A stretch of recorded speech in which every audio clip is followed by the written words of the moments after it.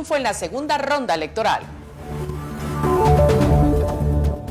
¿Con quiénes se ha reunido el mandatario electo? ¿Qué políticas está comenzando a diseñar y quiénes integrarán su gabinete? Estas respuestas en tan solo minutos. ¿Qué pasará con el partido Movimiento Semilla y los dignatarios y funcionarios electos en este proceso electoral? Conoceremos también acerca de la estrategia de cara a las acusaciones del Ministerio Público. La Fiscalía de Delitos Administrativos presenta 5 antejuicios contra los 5 magistrados del Tribunal Supremo Electoral, invocando la inscripción que luego fue revocada de Manuel Valdizón.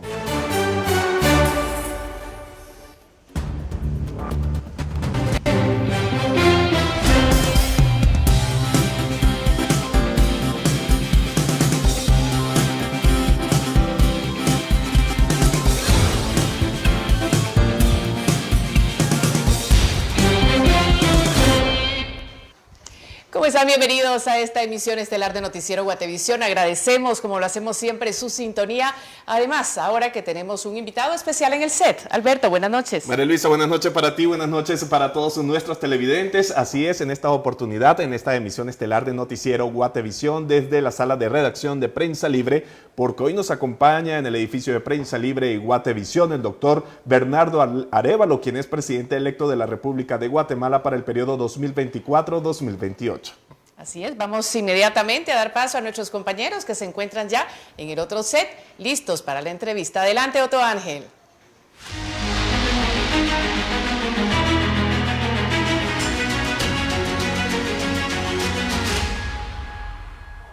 María Luisa, Alberto, muchas gracias a usted que nos acompaña en Noticiero Guatevisión.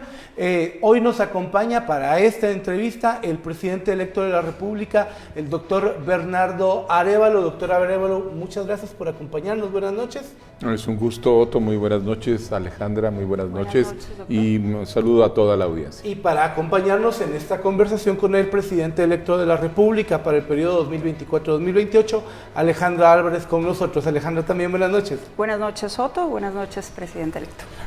Presidente electo, ya suena distinto, ¿no? Tiene una sonoridad distinta. ¿Qué ha pasado en las últimas 72 horas después de este triunfo en la segunda ronda electoral? ¿A qué se ha dedicado? Bueno, hemos tenido, yo diría, distintas áreas de trabajo. En primer lugar, empezamos ya a trabajar en todo lo que implica el levantamiento del equipo de transición, empezar a prepararnos para todo este proceso que tiene distintas aristas.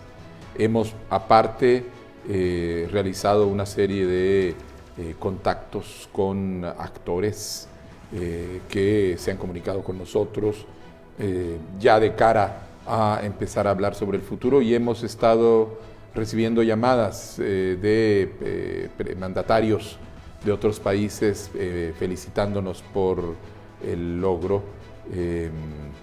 Así que hay reuniones con las misiones de observación y con otras personalidades.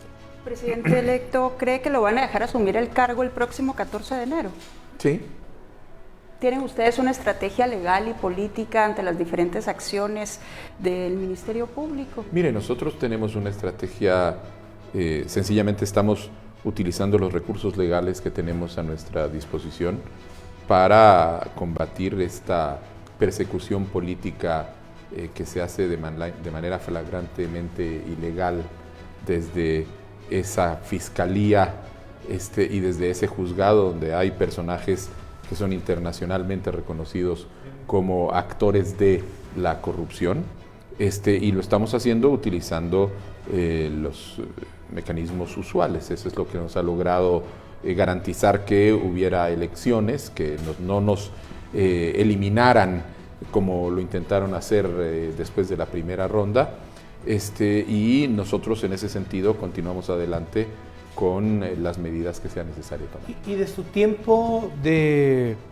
este periodo de transición, ¿qué tanto se le va a dedicar a esta estrategia, a estas acciones para, no sé si la palabra sea contener, pero tratar de mitigar los efectos de estas acciones que ha tomado la FESI? Nosotros tenemos un equipo legal y este equipo legal es el que se está haciendo cargo de las acciones que es necesario tomar ante esta persecución política. Nosotros no estamos perdiendo tiempo en ese tema, nos estamos dedicando a todos los aspectos relacionados a la construcción de los equipos, el plan de transición y los contactos con los distintos sectores ya de cara a la nueva gobernabilidad que va a tener el país. Ahora bien, usted dijo en su conferencia de prensa que va a anunciar su gabinete de gobierno la siguiente semana. ¿Al día de hoy ya lo tiene definido? No, estamos todavía trabajándolo. ¿Y cuándo cree que lo tendrá definido? Pues mire, estamos hablando porque lo que sucede es que estamos en conversaciones con una serie de personas con las que pues algunos nos dicen, miren, necesito algún tiempo, tenemos que tomar alguna decisión, estamos haciendo algunos procesos de verificación, completando algunas cosas. La mayor parte está ya sólida, pero tenemos algunos temas que queremos tratar de ver. Antes que entremos a todo ese tema de los nombres que ya están saltando y todo eso, quería regresar al tema del Ministerio Público, porque aunque se ha hablado en muchas ocasiones durante la segunda vuelta, tras las acciones que presentó el fiscal Curruchiche, distinto es ser candidato a ya tener el mandato popular de 2.4 millones de guatemaltecos, 2.3 millones de guatemaltecos para ser presidente de la República. ¿Qué le dice a la doctora María Consuelo Porras ya desde la posición obtenida en las urnas? Mire, yo creo que en realidad cualquier persona en Guatemala puede ver que lo que ha sucedido este 20 de agosto es la expresión de una demanda popular para un cambio, una demanda del pueblo de Guatemala para una transformación.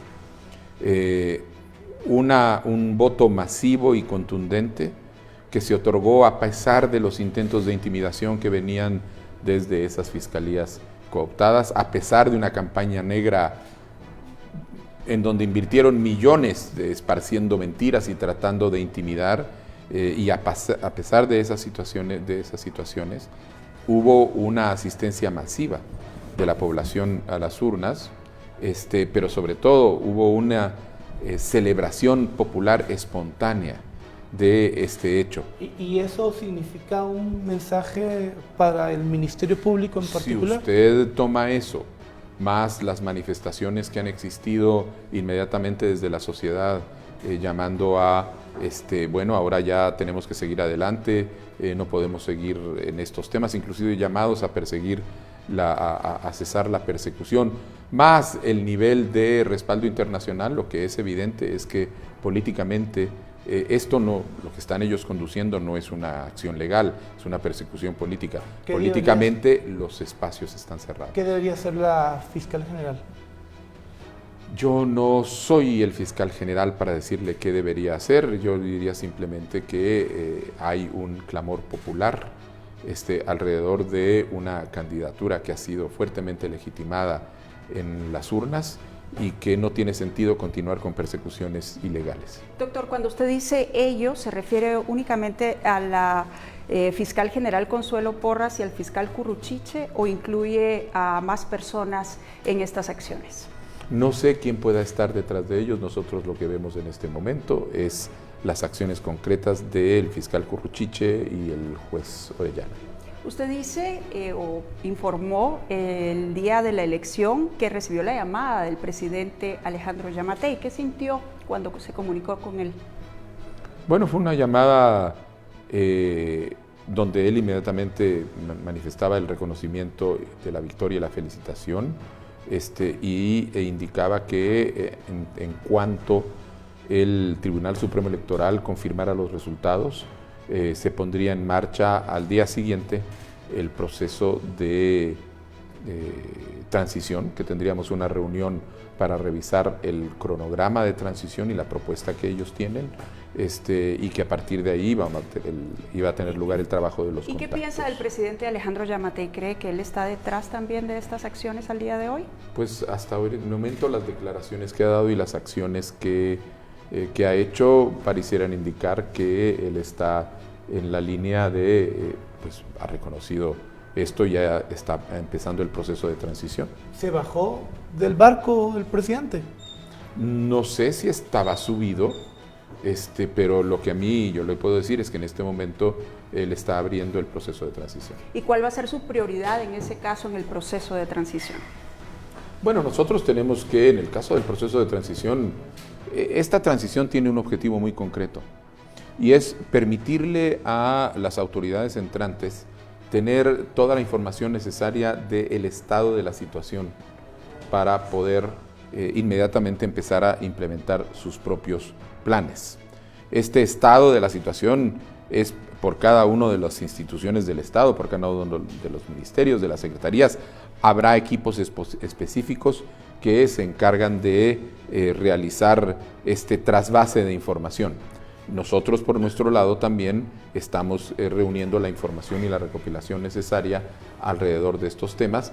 El equipo gubernamental tiene una lista de información que ellos quieren pasar. Nuestro equipo tiene una lista de información que nosotros queremos recibir y de eso se construye el proceso técnico de transición. Del lado de presidencia va a estar la Secretaría General de Planificación.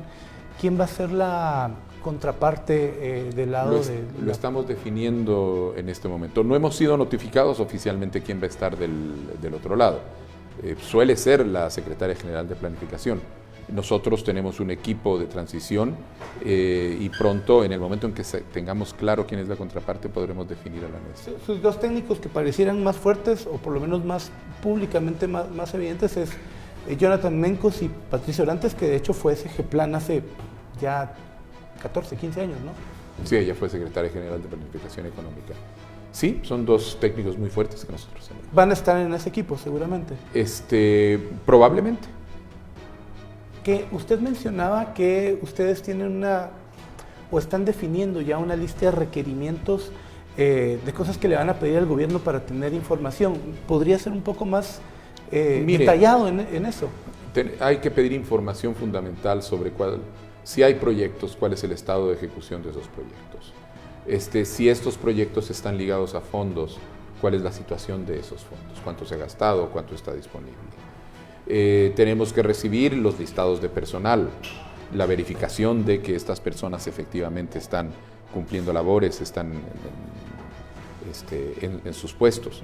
Tenemos que recibir, por ejemplo, si existen convenios internacionales, saber cuál es el estado de ejecución de estos convenios, cuáles son los fondos que están disponibles, cuáles son los fondos que no están disponibles.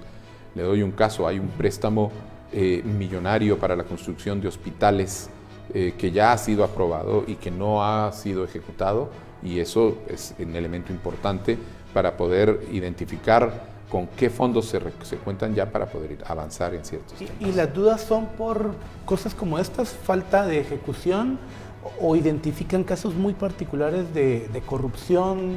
Donde tengamos preguntas, esas son las preguntas que ya vienen. Nosotros tenemos en este momento una lista de información genérica. Dentro de esa lista hay aspectos financieros, aspectos técnicos, aspectos sustantivos, aspectos de derechos de recursos humanos. Una vez que los equipos se sienten, habrá un equipo, por ejemplo, en el Ministerio de Relaciones Exteriores, nuestro equipo se sentará con el equipo del gobierno y harán un repaso sobre todos esos temas. El gobierno estará entregando la información, nosotros revisamos esa información y a partir de ahí vamos a tener dudas y preguntas que vamos a ir planteando en ese proceso. No es un tema de una reunión, no es un tema de un intercambio de carpetas de información, son reuniones de trabajo donde las preguntas y las direcciones se van desarrollando a partir que uno va constatando la información que tiene. Doctor, ¿y qué mensaje le daría en este momento a los servidores públicos? O sea, ¿cuál va a ser el proceso que van a seguir para seleccionar a los que van a permanecer en sus cargos y los que no, además de lo que la ley contempla? Bueno, la ley es muy clara en lo que tiene establecido alrededor de las exigencias y categorías y las características que hay que tener para poder ser funcionario público. Lo primero es comprobar que todo el mundo cumpla con esas funciones, todas las personas que están contratadas. Porque sabemos que hay personas que han sido contratadas como parte del fenómeno de plazas fantasmas y que entonces o sencillamente no llegan a trabajar o han sido contratadas para cumplir funciones para los que ellos no tienen los requisitos necesarios, y habrá toda una revisión de todo ese proceso para lograr identificar dónde están esos bolsones. ¿Tienen ustedes una estimación de cuántas plazas fantasmas hay actualmente en el Estado? No queremos especular, eso es lo que vamos a identificar. Vamos a hacer procesos mediante los cuales va a haber certificación de los responsables, de quiénes son las personas que están a cargo, es decir, una serie de mecanismos que permitan establecer que la partida que aparece exista. Por ejemplo, hay una certificación donde a un responsable de un área se le dice en su presupuesto, que tengo acá aquí en mis manos, aparecen estas 10 plazas asignadas. Con estos 10 nombres necesitamos ver a esas personas, pero necesitamos tener la constancia de que esas personas están ahí trabajando y en donde usted se hace responsable de que esas personas están ahí, están calificadas, llegan a trabajar, etc. Pero ese proceso de verificación es grandísimo. Eso es un mecanismo de verificación grandísimo. Algunas de estas cosas van a pasar inclusive ya más allá del proceso de ya transición. Estando en el gobierno. La seguiremos haciendo estando en el gobierno. Pero desde el proceso de transición nosotros vamos a pedir una serie de información que permita por lo menos contar con los bancos de datos que permitan hacer esa verificación. Y esto de alguna manera, al encontrar ilegalidades, tiene que ver con la lucha contra la corrupción de la que usted ha mencionado durante su campaña. ¿Esto estaría a cargo, es decir, la verificación de una entidad en particular? ¿Ya la han definido? Usted ha hablado de dos instancias. Nosotros hemos hablado de 2 instancias que van a estar trabajando alrededor de esto. Hay una instancia, es el gabinete anticorrupción, que va a estar siendo dirigido por la vicepresidenta. Y aparte va a haber un grupo de trabajo, que es el que va a estar dedicado a observar la implementación de los acuerdos y de todo eso. Estos van a trabajar en conjunto con la responsabilidad que va a tener cada unidad, cada ministro, cada secretario de Estado, cada secretario de gobierno, para poder, para garantizar que dentro de su institución esto está funcionando.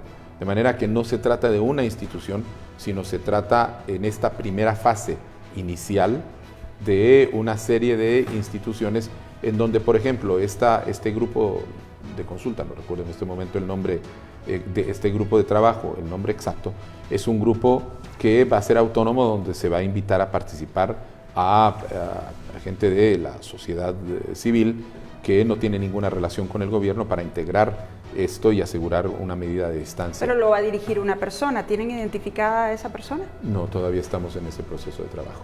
Doctor, tenemos que hacer una pausa, vamos a ir a un corte comercial, pero cuando regresemos seguimos hablando con el presidente electo de la República, el doctor Bernardo Arévalo.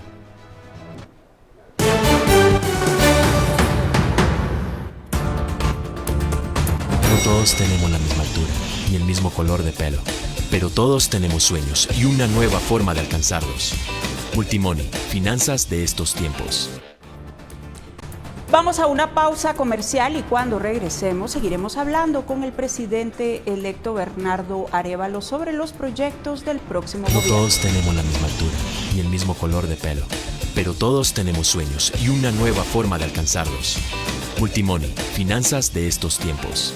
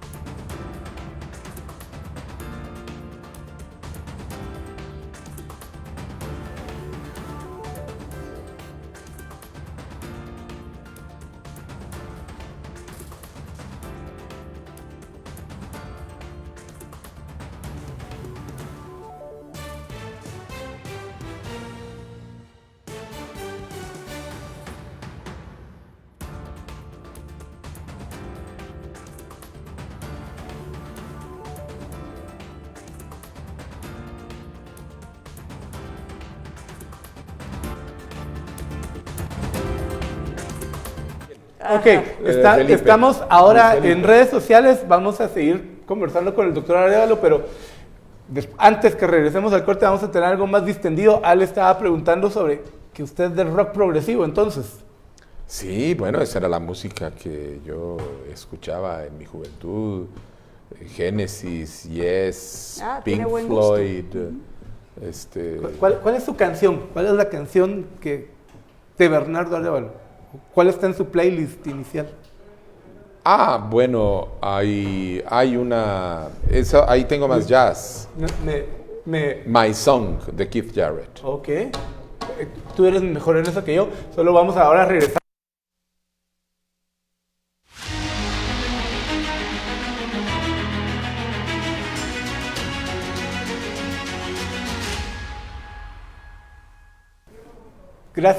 Gracias por seguir con nosotros en esta entrevista con el doctor Bernardo Arévalo de León, presidente electo de la República para el periodo 2024-2028. Me acompaña Alejandra Álvarez para hacer la siguiente pregunta. Así es, Otto. Bueno, en el bloque anterior hablamos de todo un poco, del proceso de transición, de la coyuntura de las acciones legales, pero algo muy importante es su gabinete de gobierno. Y llama la atención que no se están revelando los nombres. Esto es por temas de seguridad, para evitar que hayan señalamientos en el caso de algunos perfiles, o porque realmente no lo tienen definido. No hemos terminado de armar el gabinete. Estamos en el proceso, hemos avanzado mucho y hay certeza en varios casos. ¿Un porcentaje? Yo le diría que estamos en un 60% bastante claros. Pero hay, bueno, depende si se toman exclusivamente los 14 ministerios o se agregan las 14 secretarías. Entonces, porque ya son 28.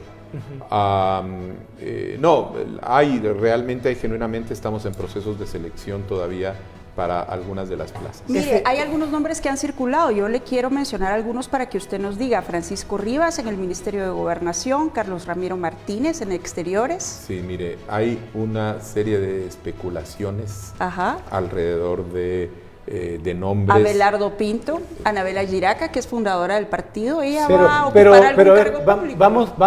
Vamos uno a uno, ya que soltaste un listado largo. ¿Cuáles de esos nombres que ha soltado Alejandra están cerca de ser ministros? Mire, puede ser que haya alguno que esté cerca de ser ministro, pero la lista es el resultado de una filtración desinformada, con muchas especulaciones. Ven a alguien al lado mío más de 2 días seguidos y ya lo convirtieron en ministro. Ha habido todo tipo de rumores. Lo que todo el mundo está diciendo es que Jonathan Mencos va al Ministerio de Finanzas. Mire, Jonathan Mencos ha sido una figura clave en la construcción de toda la dimensión financiera del plan de gobierno. Nosotros tenemos un plan de gobierno que no es una lista Santa Claus, que es realmente una estrategia de desarrollo y que ha sido calculada en relación al presupuesto, y Jonathan Mencos ha sido una figura clave dentro de eso. ¿Pero va a ir o no va a ir al Ejecutivo? Estamos en discusiones. Le cambio la pregunta, perdón. Electos, le cambio la pregunta solo en el caso de Jonathan, disculpa Ale. ¿Dónde le es más útil Jonathan Mencos? ¿En el Congreso o dirigiendo toda la estrategia Jonathan financiera? Mencos es tan útil en un lado como en el otro. ¿Pero para usted? Mire, a mí me va a interesar tener un Congreso con una bancada capaz de movilizarse desde su posición de minoría en ese ambiente con una mayoría hostil, o por lo menos que no es afín, de manera que en cualquier, ya sea acompañando en el gabinete o desde la bancada, va a jugar un papel formidable. Vale, bien, ahora, doctor, hay algunos temas que usted mencionó durante su campaña, como por ejemplo que va a reducir su salario. ¿Ya tiene definido eso? Estamos en ese proceso de definición, porque, mire, yo voy a reducir mi salario, ese es un hecho, ya lo anuncié. Pero en realidad el problema no es de la reducción del salario presidencial, o sea, la diferencia que hace en el presupuesto el salario presidencial es mínima. Lo que se trata es de hacer una revisión y sistematización de los salarios de los altos funcionarios del Estado. Es decir, esto no sería solamente del presidente de la República, sino también de otros funcionarios del Ejecutivo. Hay que hacer un esfuerzo para entender, porque no, lo que estamos encontrando es que los salarios son diferentes dentro del Ejecutivo. ¿Pero esta sería una directriz del presidente o todavía lo están evaluando? No, la revisión, vamos a hacer una revisión de salarios para tratar de identificar mecanismos y cómo poder llegar a hacerlo. Eso lo que pasa es que no es tan fácil como decir, bueno, sí, y a partir de mañana se suben tanto o se baja un tanto, porque inclusive la estructura de los salarios es compleja. ¿Cuánto debería de ganar el presidente de Guatemala según usted? Bastante menos de lo que está ganando ahora, eso sin ninguna duda. ¿Cuánto? No hay ¿La ninguna mitad? ¿Poco más de la mitad? Se lo diré cuando terminemos el estudio. A ver, pero el presidente no puede ganar menos, digamos, en términos de simbolismo, que el presidente de la Corte de Constitucionalidad o la Corte Suprema de Justicia, que andan como en los 90,000 quetzales. Así que tampoco va a ser una reducción o va a ser una ley para abarcar a todos. Bueno, no, ahí hay que ver, hay cuestiones legales de por medio. El salario del presidente ahora está cerca de los 150,000 quetzales.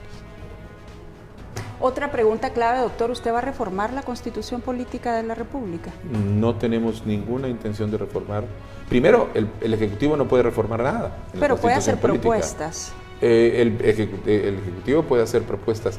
La única propuesta de reforma que nosotros hemos mencionado es la necesaria para crear el Distrito 25, que es darle el voto a los ciudadanos guatemaltecos en el exterior para que escojan sus representantes al Congreso de la República.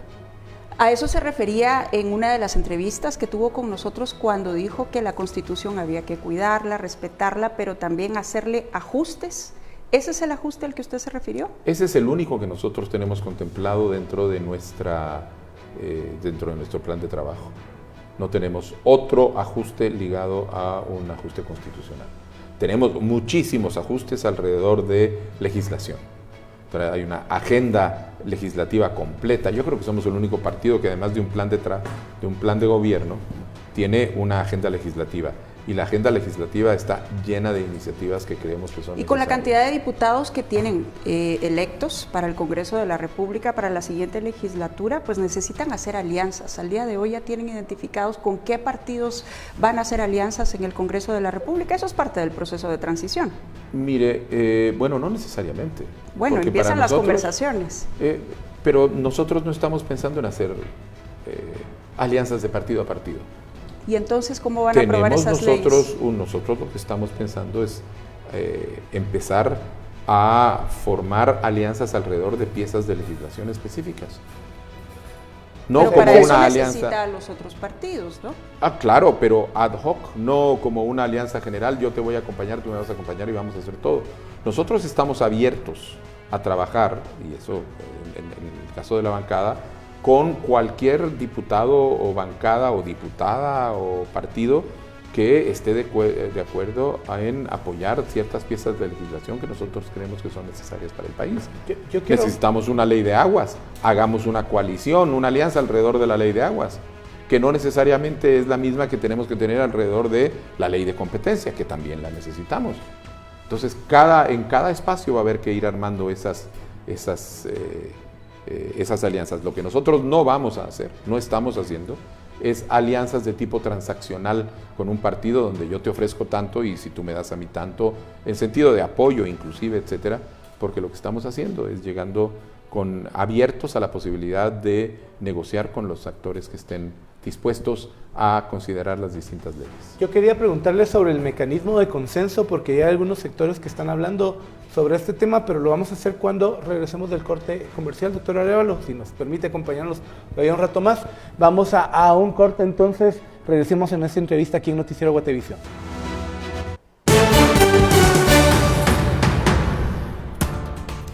Vamos a una nueva pausa, pero al regresar conversamos con el presidente Arévalo sobre el plan de gobierno y el reto de adaptar de la campaña electoral a un gobierno.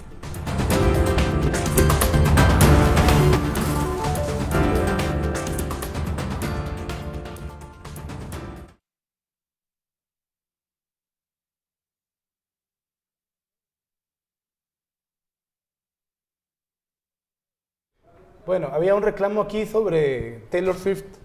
No era reclamo. Yo dije Era que me reclamo llamó la de- atención, era tomando reclamo en de cuenta que le rockero, gusta ¿no? el rock progresivo. ¿De nada dónde más, descubre a Taylor Swift? Es que cuando yo voy en el auto, vamos con hijos o nietos, pues no necesariamente a ellos les gusta escuchar la música que yo pongo, entonces ponen la música de moda.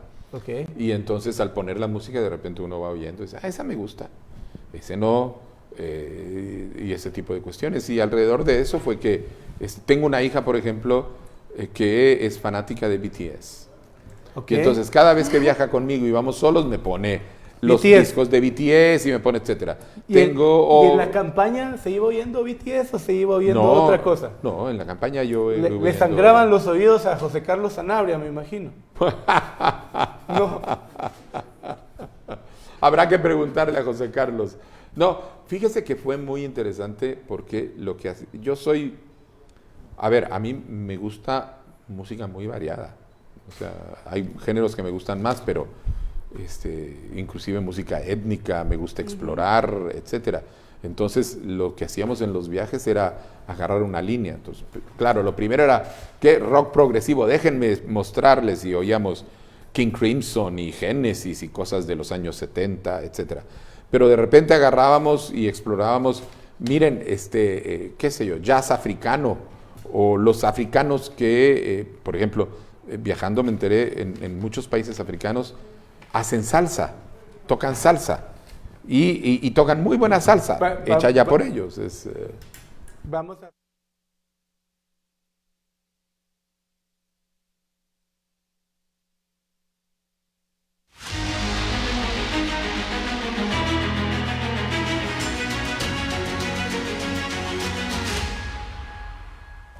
Gracias por estar con nosotros en esta conversación con el presidente electo Bernardo Arévalo. Doctor Arévalo, le preguntaba respecto de los mecanismos de consenso y aprovechando también una de sus primeras respuestas que tenía que ver con los grupos a los que ya están contactando. Le sumo a esto una declaración del presidente de CACIF que le da una entrevista a Prensa Libre ayer y que sale publicado y diciendo, bueno, nosotros estamos dispuestos a participar en un consenso que debe liderar el doctor Bernardo Arévalo. ¿Cómo van a darle forma ya en lo operativo, en lo sustantivo, a un mecanismo en el que pueda llegarse a una agenda mínima, no del Congreso, sino del país? Bueno, eso es precisamente, si usted recuerda en nuestro plan de gobierno, que son 10 semillas para el desarrollo. Hay 9 semillas que son sobre los distintos compromisos y objetivos en áreas sustantivas, en empleo, en carreteras, en salud, en educación. Pero la 10ª es la semilla del diálogo. Y en la semilla del diálogo nosotros tenemos claramente identificado que, como nosotros sabemos que no vamos a poder resolver los problemas del país en 4 años, porque no tenemos varita mágica y aquí lo que estamos enfrentando es la acumulación de problemas por abandono de cientos de años y de décadas de asalto al Estado. Entonces, lo que tenemos claro es que hay que generar mecanismos para permitir que lo que nosotros vayamos haciendo y logrando durante estos 4 años tenga continuidad y sostenibilidad en los años siguientes. Y entonces vamos a trabajar, nosotros hemos propuesto ahí 4 grandes pactos. Un pacto nacional por la educación, un pacto nacional por la salud, un pacto nacional por el medio ambiente y un pacto nacional por el desarrollo. Doctor, cada uno de esos pactos tiene que reunir a los actores que están concernidos con ese pacto particular. ¿A quiénes ya contactó? Usted nos contaba que ya está en el proceso de comenzar a vislumbrar con quiénes se van a reunir ya después del triunfo. ¿A quiénes ya contactó? ¿Quiénes están en esa lista? Nosotros hemos venido hablando con el conjunto de actores de la sociedad.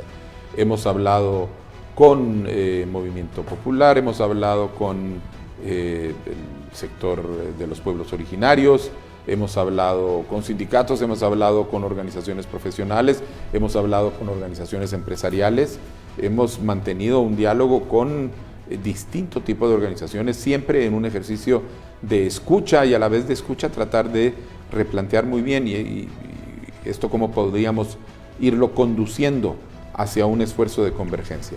De manera que, y eso lo hemos hecho no ahorita en los últimos 2 semanas, eso es algo que hemos venido haciendo prácticamente desde que comenzó la campaña, pero que claro, ahora en este momento ya empieza a tener una intencionalidad mucho más clara alrededor de los temas de la gobernabilidad. El país tiene que construir una gobernabilidad a partir del cambio que se ha registrado y que se ha hecho evidente en estas elecciones. Y esa gobernabilidad tiene que ser construida con el conjunto de los actores políticos y sociales y económicos que están interesados en efectivamente dejar atrás el país de la corrupción y empezar a construir un país que rescata instituciones democráticas, que es capaz de enfrentar el desarrollo y que reconstituye el tejido económico del país. Doctor, algunos analistas han dicho que su gobierno será un gobierno de transición. ¿Será solo un gobierno de transición? Mire, la intención nuestra es hacer un gobierno de cimentación. Nosotros queremos crear los cimientos de esta nueva era en la historia guatemalteca, donde dejamos atrás el estado de la corrupción para empezar a construir un estado democrático sólido con instituciones. ¿Puede ser tomado eso como una transición?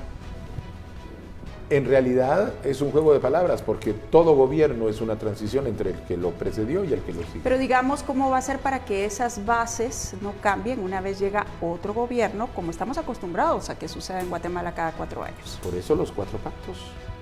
¿Y cómo va a garantizar usted que esos 4 pactos se lleven a cabo? Yo no puedo garantizar, pero puedo hacer todo lo que sea necesario y dirigirlos para que esos pactos se vayan alcanzando. Y los tenemos identificados claramente y es nuestra intención inclusive es trabajar pactos, no es reunir a 4 personas en un mes y sacar una cuestión, es trabajar 3 años para que la gente vaya generando el conocimiento y la confianza y se generen las evidencias necesarias alrededor de qué es lo que el país necesita para la educación, qué tipo de salud necesitamos, cómo la vamos a pagar, cómo vamos a integrar distintas necesidades de salud, que en el desarrollo, cómo vamos a hacer, cómo vamos a pagar el desarrollo.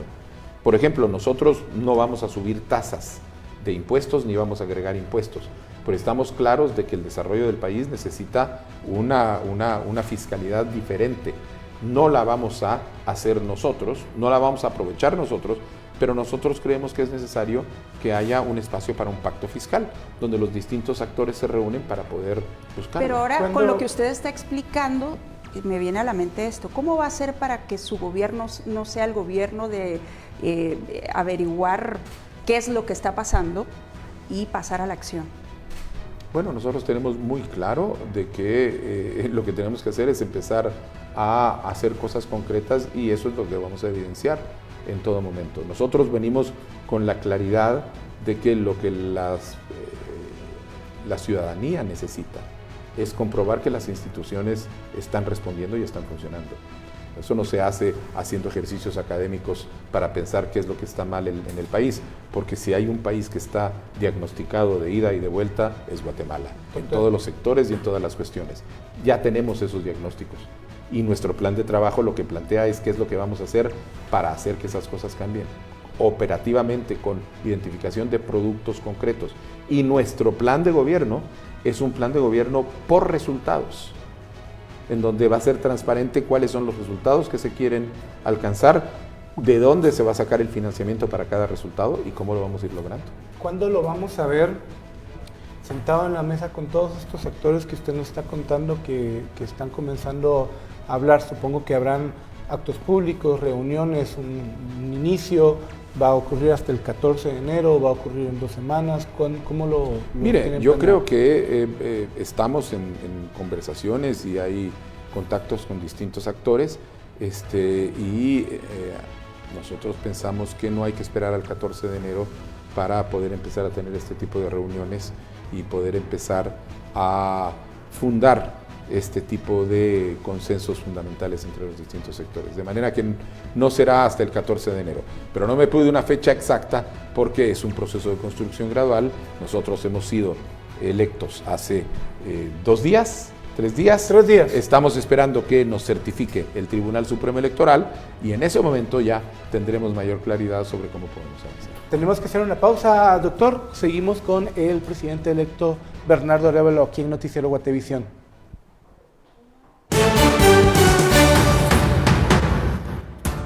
Bueno, al regresar de la pausa seguiremos hablando con el presidente electo. Falta conversar sobre más temas que dominarán la agenda nacional a partir del cambio de gobierno.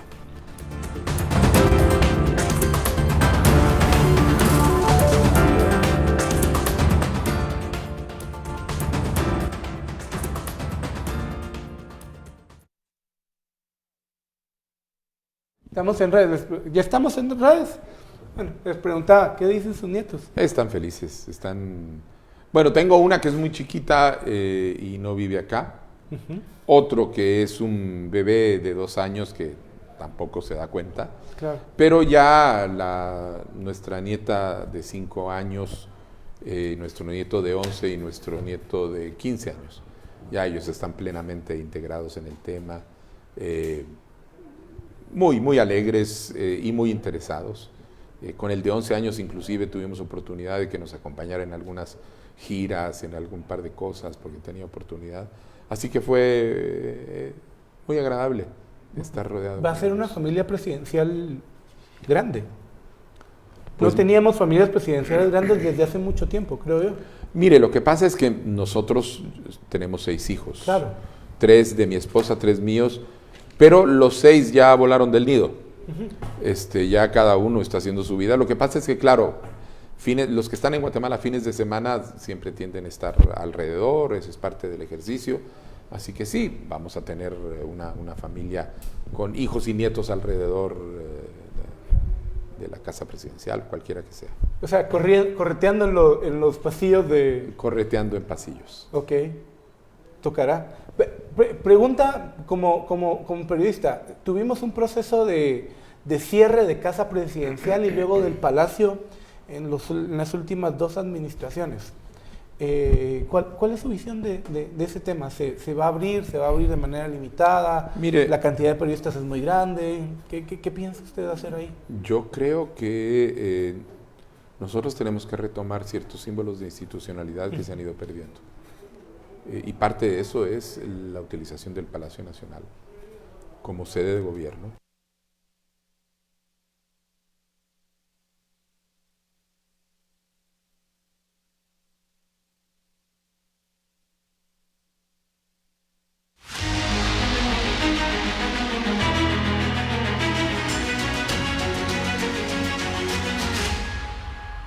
Seguimos en la conversación con el doctor Bernardo Arévalo, presidente electo luego de las elecciones de este domingo que le dieron 65% del electorado, 2.4 millones de votos en esta segunda vuelta, ¿verdad? Efectivamente. Doctor, hablábamos un poco de simbolismos ahorita en el corte comercial. ¿Qué símbolo va a recuperar usted de la presidencia de la República? Bueno, mire, nosotros... yo siempre pensé que la sede de gobierno debía seguir siendo el Palacio Nacional. Y creo que es necesario regresar la sede de gobierno al Palacio Nacional. ¿Regresar los ministerios? No, los ministerios no, pero la presidencia, la vicepresidencia, las secretarías de la presidencia, creo que es importante recuperarlo como sede de gobierno. La mayoría de países del mundo tienen precisamente eso, las sedes de gobierno no se mudan, son centros simbólicos, icónicos en el desarrollo del país. ¿Qué va a pasar con Casa Presidencial? Estamos haciendo una evaluación de ver su nivel de habitabilidad, en qué condiciones está, qué tipo de reformas requiere, se han convertido en oficinas, no sabemos si eso es posible revertirlo o no, pero estamos analizando el tema porque creemos que es fundamental. Digamos, ¿usted piensa vivir en Casa Presidencial? Si las condiciones lo permiten, posiblemente sí. ¿Se le hace práctico? Mire, más que práctico, creo que es importante tener a los funcionarios públicos habitando los espacios públicos designados para eso. En Inglaterra el primer ministro se mueve a Downing 10, se mueve a Downing Street independientemente de que tenga una casa, un castillo o en donde vive. Hay algo simbólico alrededor de esa dirección, Downing 10, la Casa Blanca y los palacios alrededor del tema, las sedes de gobierno. Entonces creo que tenemos que recuperar ese sentido de institucionalidad en el país. Bien, ahora hablando de todo un poco, doctor, y recordando algunos puntos que usted mencionó en las entrevistas en las que participó con nosotros como candidato, en el combate al narcotráfico, que es un tema sensible para el país y muy importante, usted habló que uno de los caminos era despenalizar la marihuana. ¿Sigue en pie eso?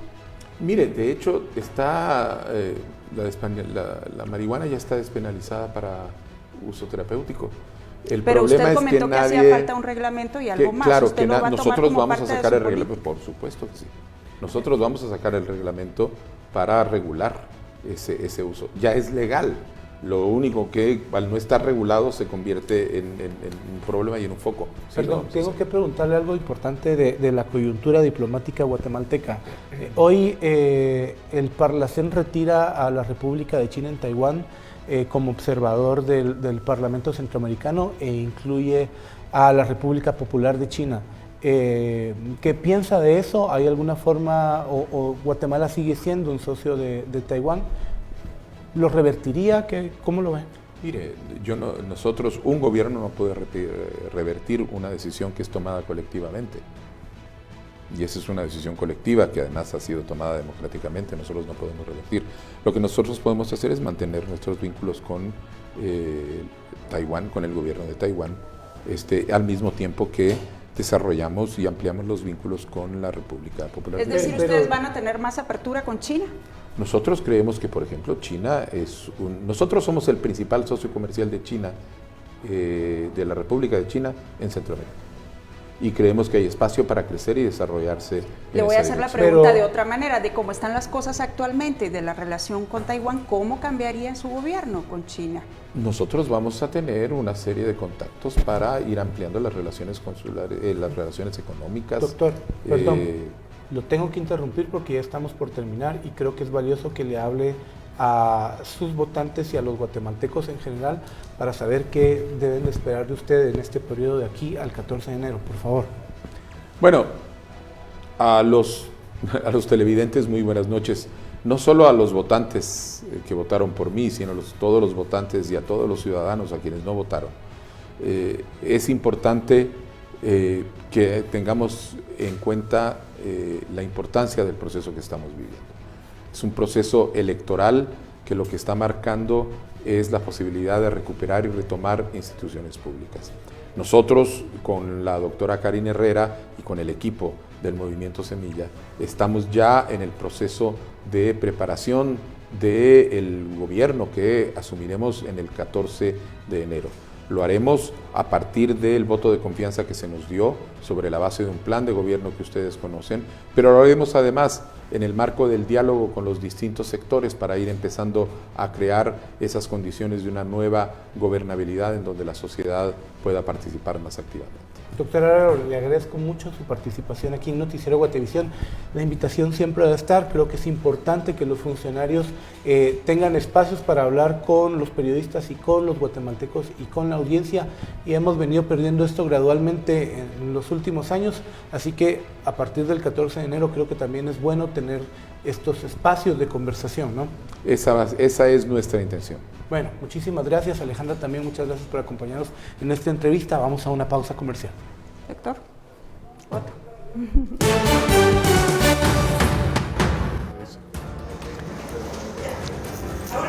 Ministerio Público busca remover inmunidad a magistrados.